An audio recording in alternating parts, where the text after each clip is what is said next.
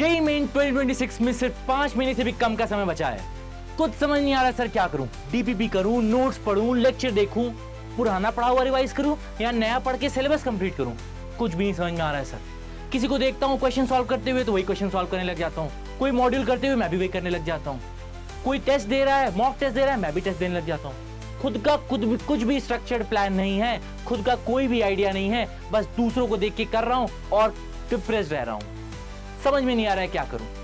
अगर आप भी ऐसे ही बच्चे हो तो थम जाओ। Hello dear students, this is Saumya Sisodia and आज मैं लेकर के आ गया हूं मास्टर 100 डे स्ट्रैटेजी। ये स्ट्रैटेजी आप ही लोगों के लिए, हर वो बच्चा जिसका बैकलॉग लग गया है, जो परेशान है, जिसको लग रहा है मेरा सिलेबस कंप्लीट नहीं हो पाएगा, मेरा जेईई मेंस 2026 जनवरी अटेम्प्ट खराब होने वाला है। रुक जाओ, अभी कुछ भी नहीं बिगड़ा है। अगर आप स्ट्रैटेजी को फॉलो करते हो तो आप टाइमली अपना सिलेबस कंप्लीट कर लोगे।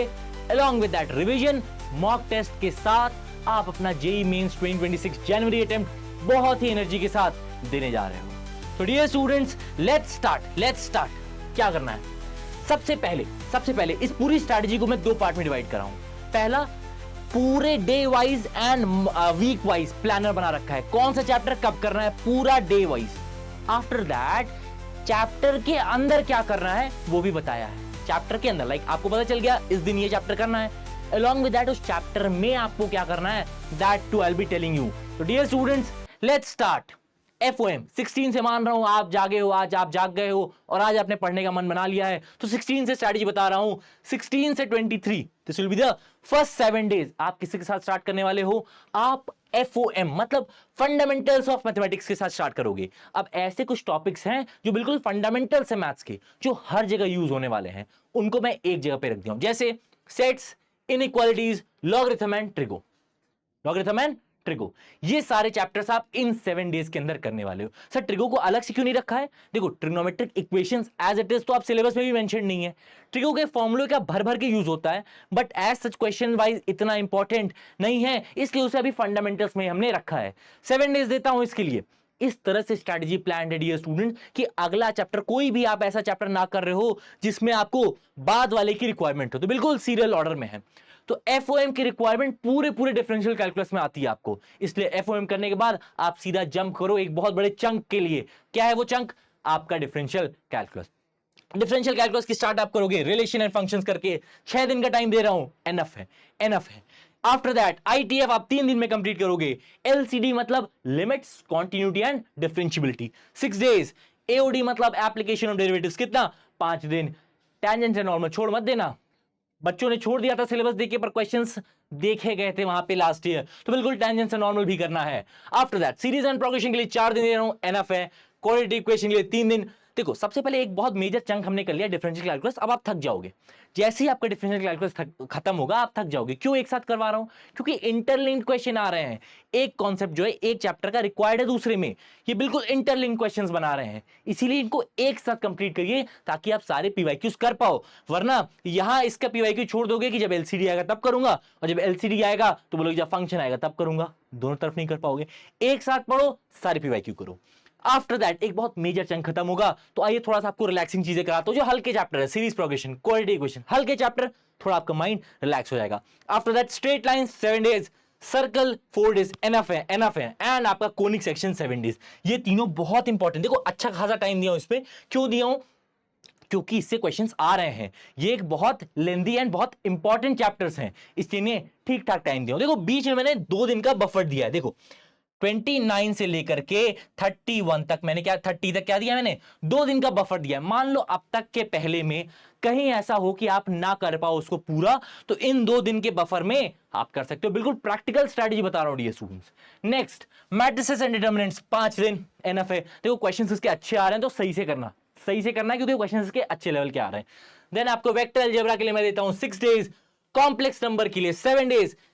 Complex number after conic section कर रहे हैं ताकि आपकी पूरी चीजें क्लियर रहे, कोई टेंशन वाली बात नहीं है। बायनोमियल थ्योरम 3 दिन, PNC भी 3 दिन। ये दोनों चैप्टर अलॉन्ग विद एक साथ करना है। After that indefinite integration. अब हमने स्टार्ट किया था डिफरेंशियल कैलकुलस से, पहले फंडामेंटल पढ़े, फिर डिफरेंशियल कैलकुलस पढ़ा, फिर अलजेब्रा एंड कोऑर्डिनेट पढ़े। क्यों? क्योंकि डिफरेंशियल कैलकुलस एक बहुत बड़ी चीज है, एक अपने आप में बहुत बड़ा सिलेबस है। उसके बाद हमने अपना एलजेब्रा एंड कोनिक किया, एलजेब्रा एंड कोऑर्डिनेट ज्योमेट्री किया। आफ्टर दैट अब हम फिर से आ गए हैं कैलकुलस पे, और इस बार किस पे आए हैं, इंटीग्रल कैलकुलस। इंटीग्रल कैलकुलस पे आपको स्टार्ट करना है इनडेफिनिट इंटीग्रेशन से। देखो इनडेफिनिट इंटीग्रेशन ही रियल आपको इंटीग्रेशन सिखाता है। रियल इंटीग्रेशन आप इनडेफिनिट में ही सीखते हो। अच्छे खासे 8 दिन दे रहा हूं, अच्छे खासे 8 दिन दे रहा हूं, जम के करना है ताकि कोई भी ऐसे टाइप का इंडेफिनिट इंटीग्रेशन ना हो जो आपको ना आता हो। आफ्टर दैट देखो क्वेश्चंस इंडेफिनिट से बेसिकली कम आ रहे हैं, कम आ रहे हैं, but that doesn't mean it is not important, क्योंकि इसी का बेस बना के आप ये पढ़ने वाले हो। इसलिए डेफिनेट को भी आपको 7 डेज दिया हूं, क्योंकि क्वेश्चन यहां से आ रहे हैं, भर भर के आ रहे हैं। आफ्टर दैट एरिया 16 to 18, क्या 3 दिन दिया हूं सिर्फ। क्यों 3 दिन दिया हूं, देखो मैक्सिमम कॉन्सेप्ट तो आप इसका डेफिनेट में सीख जाते हो, और ग्राफ बनाना आप पहले सीखते हो रिलेशन फंक्शंस में। तो मोर और लेस इसमें सिर्फ आपको क्वेश्चन ही सॉल्व करने होते हैं। डिफरेंशियल कैलकुलस छोटा चैप्टर, इंपॉर्टेंट चैप्टर, 4 दिन। एंड लास्ट में आप स्टैटिस्टिक्स एंड प्रोबेबिलिटी पढ़ोगे, that too for 7 days I am giving you. After this 7 days मैं आपको देता हूं 2 दिन का अगेन एक बफर। अगर यहां तक में कुछ भी छूट गया हो या ना कर पाए हो तो बिल्कुल इस बफर में आप कंप्लीट कर रहे होगे। आफ्टर दैट आप देखो 29th ऑफ, और 2 दिन का बफर भी मान लो, तो नवंबर एंड में आपका सिलेबस खत्म हो जाएगा। अच्छा लगा, अरे ये कैसे खत्म हो गया, देखो डे वाइज लिखा हूं, बिल्कुल एक एक डेट लिखी हुई है, और आप देख सकते हो आपका खत्म हो गया सिलेबस। अब अच्छा लग रहा है।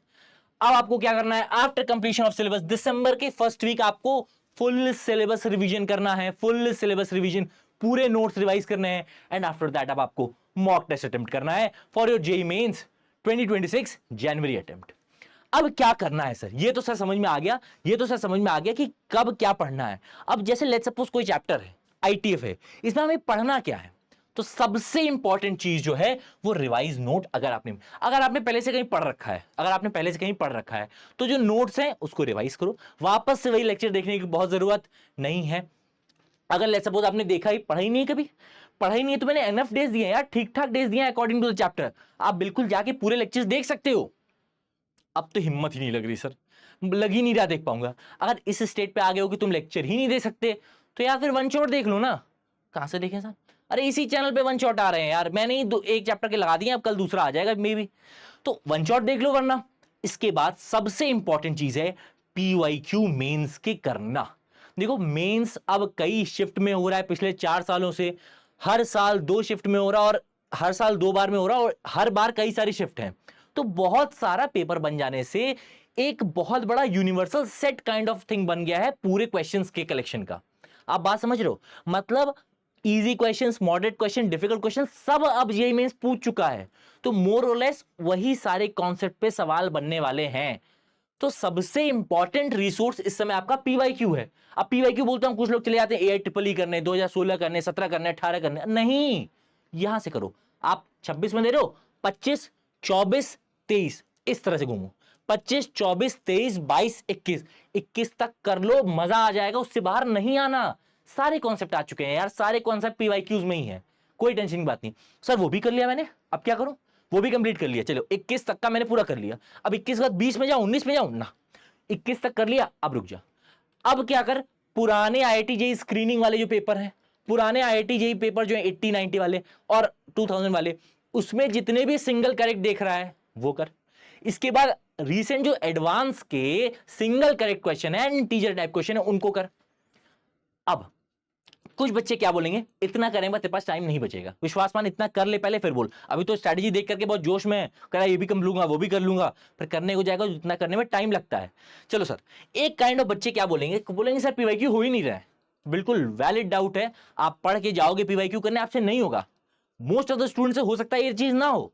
अगर ऐसा होता है तो आप जहां से भी पढ़ रहे हो वहां के मॉड्यूल का जो फर्स्ट एक्सरसाइज होती है, बेसिक एक्सरसाइज होती है, जो कॉन्सेप्ट समझाने के लिए होती है, आप उसे करो। पहले आप उसे करो, कॉन्सेप्ट अच्छे से समझ जाओ, फिर पीवाईक्यू पे जंप करो। तो पहले पीवाईक्यू देख लो, अगर हो रहा होगा तो फटाफट करते जाओ। हर चैप्टर के लिए बेसिक देखने की जरूरत नहीं है, पर अगर मान लो नहीं हो रहा है तो फिर क्या करना है, फिर पहले यहां का बेसिक करो एंड देन आकर के क्या करो, आप मॉड्यूल का बेसिक करके फिर पीवाईक्यू करो। I hope so you have understood this. तो this was it dear students, this was the strategy. I hope so आपको बहुत अच्छा लगा होगा। अगर आप इसे फॉलो करते हो, विश्वास मानो कॉन्फिडेंटली आप अपना सिलेबस भी कंप्लीट करोगे, रिवीजन भी कंप्लीट करोगे, मॉक टेस्ट में भी अच्छा स्कोर करोगे, एंड एंड में जेईई मेंस जनवरी आप फोड़ने वाले हो। डियर स्टूडेंट्स, अगर अच्छा लगा होगा बताना, अगर आप जोश में आए हो, अगर आपको लगता है कि बस मैं 16 से स्टार्ट करने वाला हूं, तो कमेंट जरूर लिख के देखना, कमेंट जरूर लिख के देना कि I will do it, I will definitely score good marks in JEE Mains 2026। This was it from my side, thank you so much.